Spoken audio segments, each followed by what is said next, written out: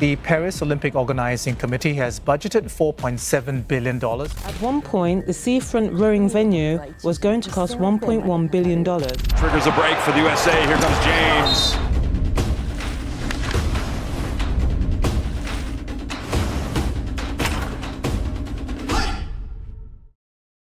The Olympic dream changed forever in 1972 after Hezbollah's fatal terrorist assault on Israeli athletes at the Munich Games tarnished the image of the Olympics and increased the need for security. Historically, it has been perceived that the Olympics were big business. Countries and cities would pour billions of dollars into a campaign to win hosting rights.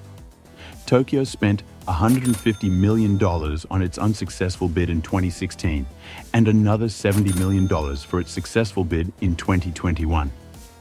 After the success of the LA Olympics in 1984, where the Games made a profit of $115 billion, cities around the world rushed to be awarded the Olympic Games. The truth is, LA was, and still is, the only city to make a profit from the Olympics. With Brisbane the only city to bid for the 2032 Games, serious questions are being asked about the long-term viability of the Olympic Games. So, if the cities are local, governments are not making money from an Olympic Games. Who is? Welcome to Athlete IQ. In this video, we will uncover the economic stakeholders in the Olympic Games and reveal the top 10 earners and see if we can unlock a future economic model that can make the Games a feasible event. How did we calculate this?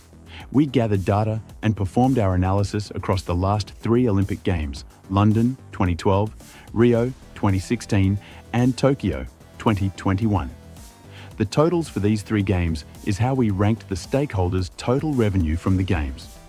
Also note that these figures are for revenue, not profit. Not all data was readily available, so in some cases we had to dig a little deeper and perform some approximations. So, starting with the lowest revenue generated, at number 10 we have the athletes, $142 million. Many of us believe that the Olympics is an amateur event and that the athletes do not perform as professionals. However, each National Olympic Committee will typically offer a medal bonus for gold, silver, and bronze results.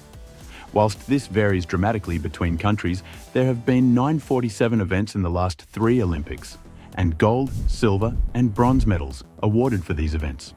For example, the United States Olympic Committee has historically paid $3,750 for gold, whereas the Singapore Committee pays its athletes $750,000 for a gold medal.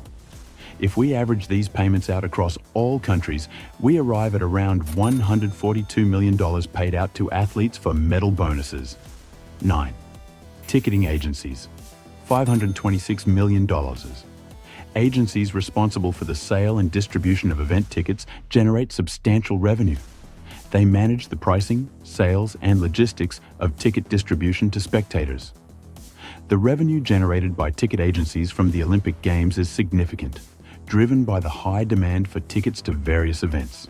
As an example, approximately 8.2 million tickets were sold for the London 2012 Olympics, totaling around $1.5 billion in total sales revenue.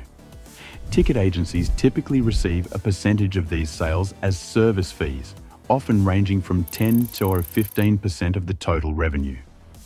As a result of COVID, Tokyo 2021 ticket sales were substantially reduced, achieving around 5% of the forecast revenue leading up to the COVID pandemic. 8. Sponsors and partners. $1 billion. Global and local sponsors invest heavily in the Olympics for marketing and brand exposure. The IOC's TOP, the Olympic Partner Program, includes major corporations like Coca-Cola, Samsung, and Visa, which contribute significant funds in exchange for exclusive marketing rights. Each of these partners have paid the IOC around $3.3 billion over the last 3 Olympics for the opportunity to associate their brands directly with the Olympic Games. While exact revenue figures for each top partner are not publicly available, the sponsorship investments made by these companies, often in the hundreds of millions of dollars, indicate the substantial returns they expect from these partnerships. The combined revenue impact from increased sales, brand visibility, and consumer engagement is significant, often justifying the large sponsorship fees paid to the IOC. 7. International Sports Federations, IFs, $1.6 billion. Each sport in the Olympics is governed by an IF, e.g. FIFA for soccer, FINA for swimming. These organisations receive a portion of the revenue from the IOC and are responsible for the rules and promotion of their respective sports globally. The IOC distributes funds to support these organisations who are responsible for the growth and development of the individual sports that make up the Olympics. 6. Merchandise retailers. $2.2 billion official Olympic merchandise, including apparel, accessories, and memorabilia, is sold through various retail channels. These sales contribute to the overall revenue generated by the Games. The sale of official Olympic merchandise remains a crucial revenue stream for the Games and contributes to the overall financial success of the event. In London, this figure was especially high at around $1.6 billion, given the socio-economics and the absence of any major distraction like the COVID-19 pandemic. Tokyo 2021 had very high hopes for merchandise sales, but these did not eventuate after spectators were prohibited from attending the Games. 5. National Olympic Committees, NOCs.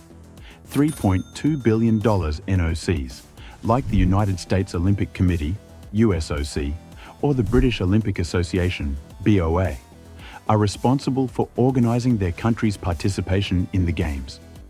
They secure national sponsorships and manage the distribution of funds received from the IOC.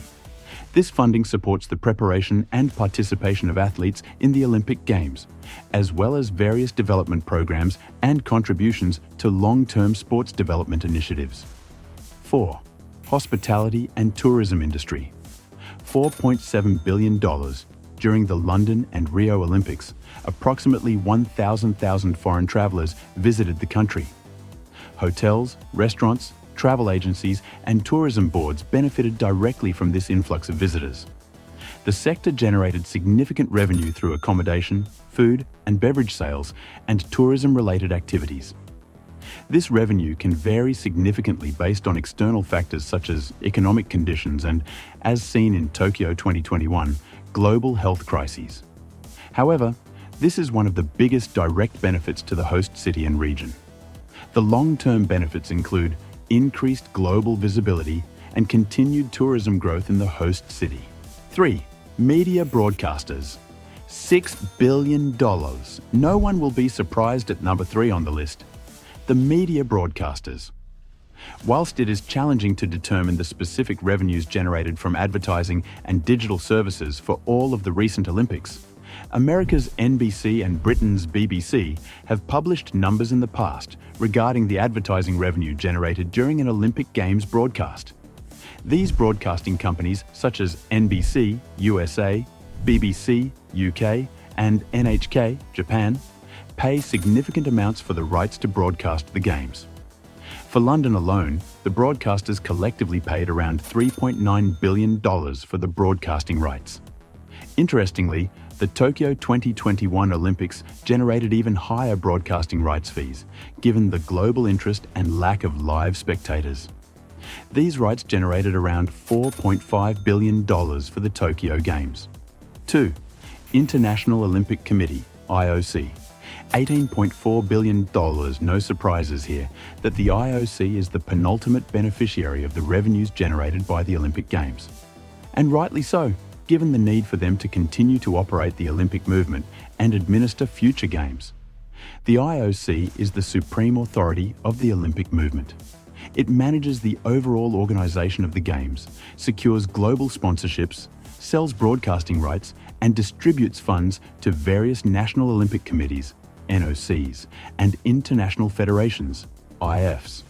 Fortunately, with the increased broadcasting rights from Tokyo and the related increase in revenue from the TOPI program, the IOC grossed more than $7.6 billion from the 2021 Games alone.